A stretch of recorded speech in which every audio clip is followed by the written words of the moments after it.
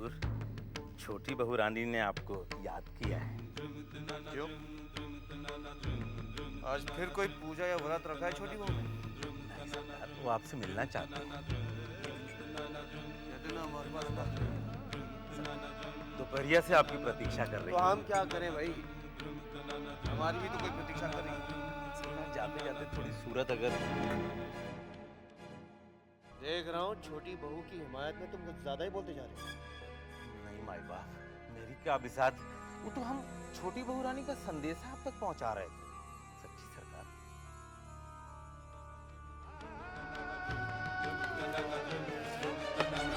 चलिए सरकार।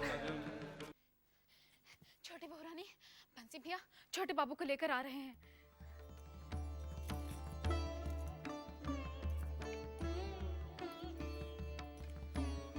क्या बात है, क्यों बुलाया मुझे? कई दिनों से आपको देखा नहीं था,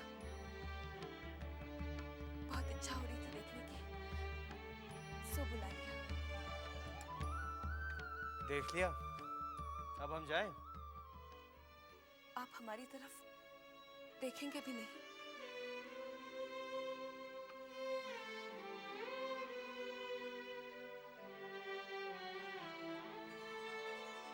ऐसी क्या खास बात है? आपको हमारे पर तरस नहीं आता? किस काम का ये जीवन जिसमें पति का प्यार न हो? किस काम का ये श्रृंगार जो अपने पति को ही न लुभा पाए? तुमने अपनी ये बकवास सुनाने के लिए मुझे बुलाया है? अगर हमारी ये बातों से आपको दुख पहुंचता है तो हमें क्षमा कर दीजिए। ओफो, तुम्हारा ये रोना धोना फिर शुरू हो गया। ये रोना धोना, ये आंसू तो हमारा भाग्य बन चुका है। तुमने अपना भाग्य खुद अपने हाथों से बिगाड़ा है। क्या नहीं है तुम्हारे भाग्य में?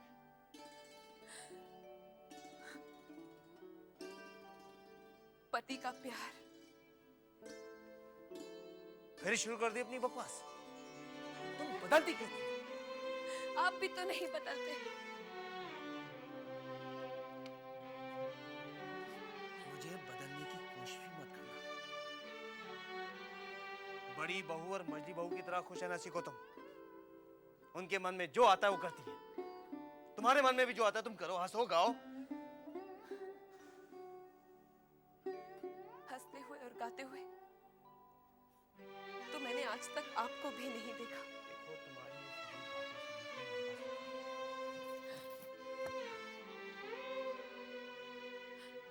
आज अगर आप वहां न जाए तो क्या मतलब है? सिर्फ इतना, आज अगर मेरे पास रह जाए। तुम चाहती क्या?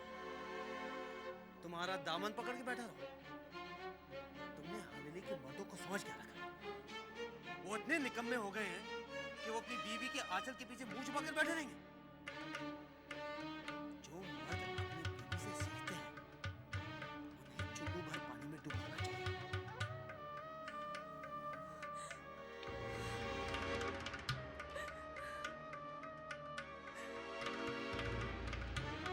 रानी का क्या होगा भैया? धीरे धीरे सब ठीक हो जाएगा।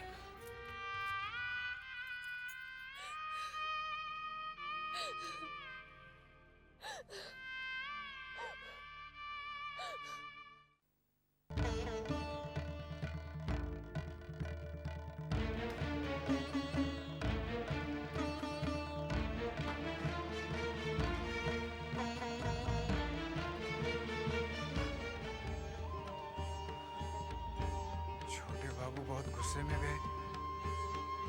कहीं छोटी बहू से अनबन। अरे साले साहब, आप यहाँ? आपको फौरन बुलाया है। किसने? मास्टर जी ने कहा है कि मेरे साले साहब जहाँ भी हो उन्हें जल्दी भेज दो। आप फौरन चले जाइए, मैं चलता हूँ, मुझे बहुत काम है।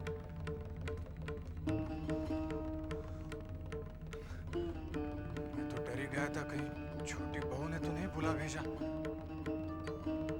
लेकिन जीजा जी तो चले गए थे।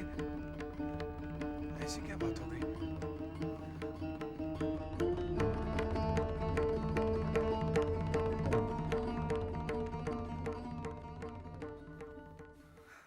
क्या बात है जीजा जी? आप तो चले गए थे, फिर हाँ मुझे 1 रुपया दीजिए भाई साहब, मेरे पास एक भी पैसा नहीं है। 1 रुपया? 3 रुपए है मेरे पास। मगर जीजा जी, कल ही तो हवेली से आपको तनख्वाह मिली थी ना? हाँ लेकिन कल मैं बारनगर गया था, आश्रम, अपने गुरु भाइयों के पास। हाँ तो? जब मैं वहां पहुंचा तो मैंने देखा कि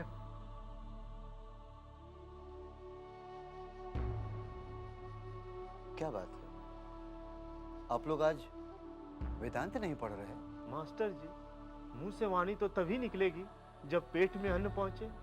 सिर्फ वेदांत पढ़ने से तो पेट नहीं भरने वाला। क्या कह रहे हैं आप लोगों ने भोजन नहीं किया? पैसे होंगे तो भोजन का प्रबंध होगा ना मास्टर जी। 2 दिनों से सिर्फ पानी ही पेट में पहुंचा है, अन्न का एक दाना भी नहीं गया।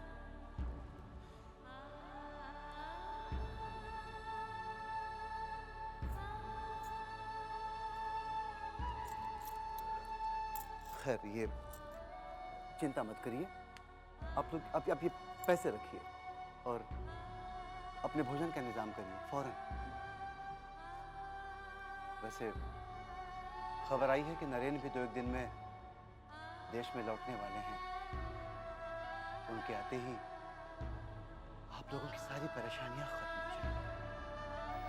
आप ही बताइए भाई साहब, मैं और क्या करता हूँ? तो आप अपने महीने की पूरी तनख्वाह आश्रम दे आए। तभी तो आपसे 1 रुपया लिए हैं मैंने। जीजा जी, पूरा महीना पड़ा है। चिंता मत करिए, आपने वो कहावत नहीं सुनी, सारी खुदाई एक तरफ, जोरू का भाई एक तरफ। आपको फाका नहीं करने दूंगा। नहीं, ऐसी बात नहीं है। अच्छा जीजा जी, आपने अभी नरेन का जिक्र किया था, ये कौन है? नरेन यानी विवेकानंद। गुरु परमहंस देव कहा करते थे कि नरेन एक दिन सारी पृथ्वी को हिला के रख देगा। गजब का तेज है उस आदमी में। अमेरिका में उसने भूकंप मचा दिया है, सारे अंग्रेज उसके तेवर से हक्का बक्का है। भला ऐसा क्या किया उन्होंने? उसने लोगों की समझ को आजादी की रोशनी दी है, समझाया है कि गुलामी बुरी चीज है। अपने मद्रास के भाषण में उसने जो कहा, उससे लोगों में क्रांति की लहर पैदा हो गई है। अच्छा, मैं चलता हूँ। और हाँ भाई साहब, परसों दोपहर को आप सियालदह स्टेशन आ जाइएगा। क्यों? अरे विवेकानंद आ रहे हैं, उनके स्वागत की तैयारी में जुटना है कि नहीं? हाँ? भूलिएगा नहीं, परसों दोपहर को 2 बजे। और हाँ, इस बीच 2 दिन शायद मैं नहीं आ पाऊँ। क्यों?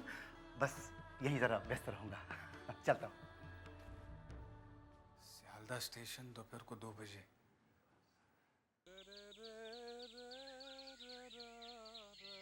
क्या बात है इब्राहिम भैया, आज बग्गी और दिन से ज्यादा सजाई जा रही है। कोई खास जगह जा रहे हैं क्या मजले बाबू?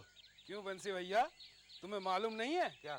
आज मजले बाबू एक पौधों की नीलामी में जा रहे हैं। अच्छा, और सुना है वहाँ एक खास पौधा चीन से आया हुआ है, जिसे मजले बाबू खरीदने जा रहे हैं।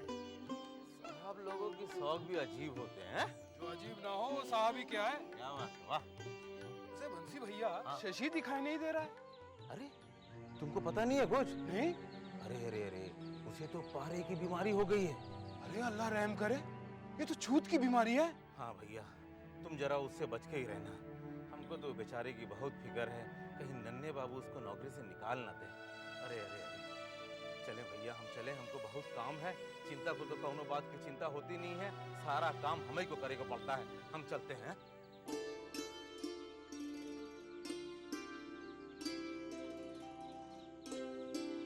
अरे साले साहब, आप गए नहीं बहन तक? बस जा ही रहा हूँ। कुछ सुने कि नहीं? क्या?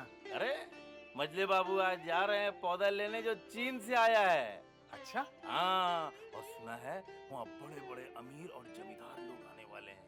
पौधों की बढ़ चढ़ के बोली लगाई जाएगी। कितनी अजीब बात है, किसी के पास पेट भरने को अन्न का दाना नहीं है और किसी के पास लुटाने को पैसा ही पैसा है। बिल्कुल ठीक कहा आपने साले साहब, मगर यहाँ का तो हाल ही ऐसा है। जाना तो यहाँ तो विलायत से झाड़ फानूस आता है। एक बार तो सफेद संगमरमर में बनी हुई सफेद परी आई, बिल्कुल नंगी और हाथ में लिपटा हुआ सांप, जिसे मजले बाबू ने बड़ी शान से अपने नाच घर में रखवाया था।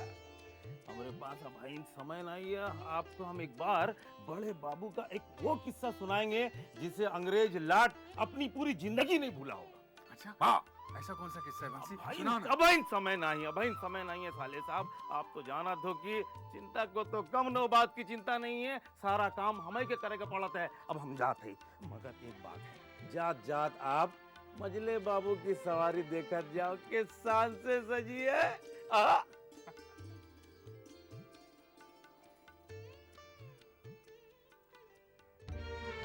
सरकार, जी सरकार। रुपए पैसे सब रख लिए हैं ना? चीन के उस खास पौधे को आज हम लेकर ही लौटेंगे। थैलियां भर ली हैं सरकार। आज मजले बाबू की इज्जत का सवाल है। सुना है वो छेनी जाता रहा आपका दुश्मन। किसकी बात कर रहे हैं सरकार? भला वो भिखारी हमारे मजले बाबू का क्या मुकाबला करे? ये तो वही बात हो गई कि जमीन आसमान को छूने की कोशिश करे। देखो सरकार, तूने मिसाल बहुत अच्छी दी। अब खुश हो। सही बात ही विधु के मुंह से निकलती है सरकार। आइए।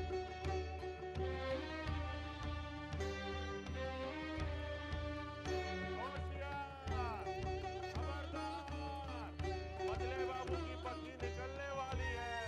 दूर हट जाओ।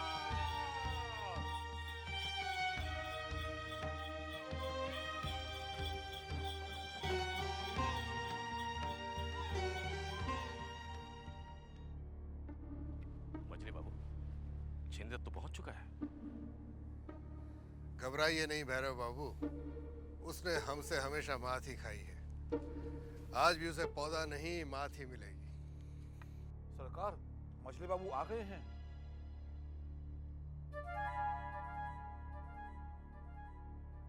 कलकत्ते के बड़े बड़े जमींदार और अमीर लोग यहाँ विराजमान हैं। अब हम चीन से आए हुए इस खास पौधे की बोली 50 रुपए से शुरू करते हैं। 50 रुपए, 50 रुपए, आगे बोलिए। 5 रुपए, बोलिए। 55 रुपए, 60 रुपए, 60 रुपए, आगे बोलिए। ये पौधा आपकी हवेली की रौनक को और बढ़ा देगा। 60 रुपए, 60 रुपए, 62 रुपए, 62 रुपए, जी हाँ 62 रुपए, आगे बोलिए। 62 रुपए, 62 रुपए, 70 रुपए, 70 रुपए, पूरे 100 रुपए, 100 रुपए, 100 रुपए, 100 रुपए, 150 रुपए, आगे बोलिए। ये पौधा आपकी हवेली की रौनक को और बढ़ा देगा। 200 रुपए, 200 रुपए, बोलिए बोलिए। 300 रुपए, 300 रुपए, ये पौधा तो अनमोल होता जा रहा है। बोलिए। 300 रुपए, 300 रुपए एक, 300 रुपए दो, 500 रुपए, 500 रुपए। अब बोली पौधे की नहीं, आन की लगाई जा रही है। 500 रुपए, बोलिए। बोलिए भी मत बढ़ाइए। क्यों? इतना पैसा है नहीं और यह अभी अदा करना पड़ेगा। 500 रुपए एक, 500 रुपए दो और 500 रुपए तीन।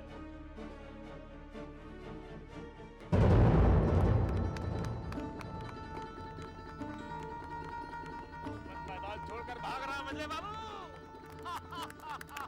अब श्री हिरणमणि चौधरी जी जीत चुके हैं ये चीनी पौधा। श्री हिरणमणि चौधरी जी यहाँ आकर पौधा ग्रहण कीजिए और इसकी कीमत अदा कीजिए।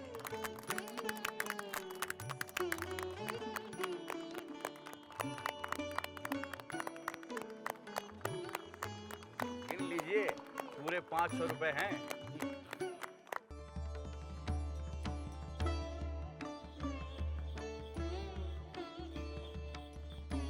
होशियार, खबरदार।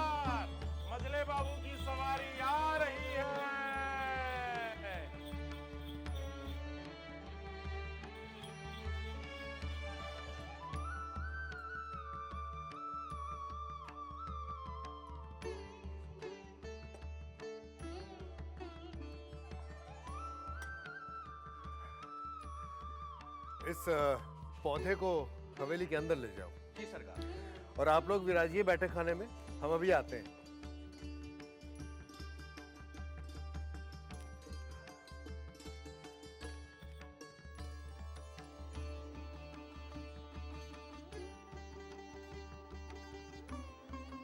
मछली बहू, मछली बहू,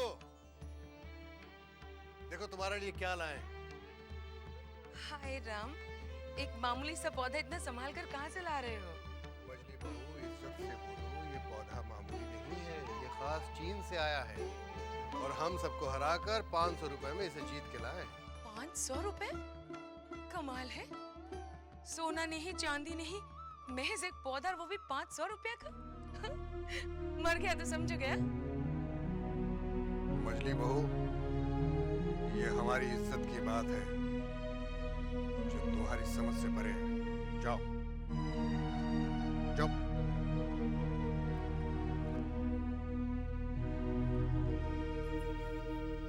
सरकार, आपकी इज्जत पर कभी आज भी आ सकती है भला?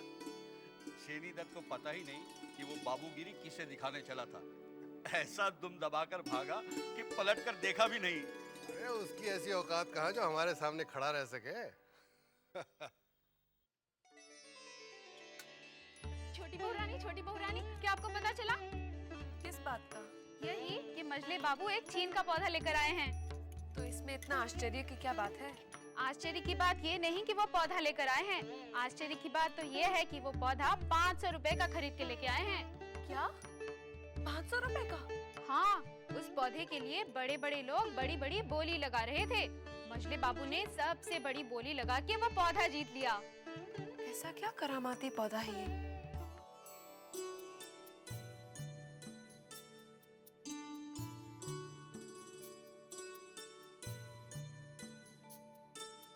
भैरव बाबू। जी सरकार। इस पौधे को देख रहे हैं आप?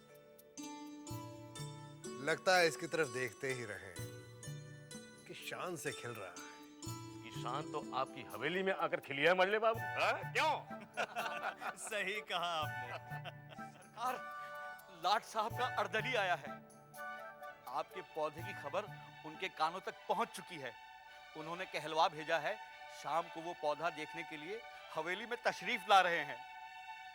क्या कहा? लाट साहब खुद हमारी हवेली में तशरीफ लाएंगे? ये हमारे लिए बड़े गर्व की बात है। उनका यहां आना कोई मजाक नहीं है। विदु सरकार। जी सरकार। लाट साहब के स्वागत में कोई कमी नहीं आनी चाहिए। जी। हवेली की साफ सफाई करवाई जाए, कुछ खास किस्म के पकवान बनवाए जाए और मुन्नी बाई को मुजरे के लिए बुलाया जाए।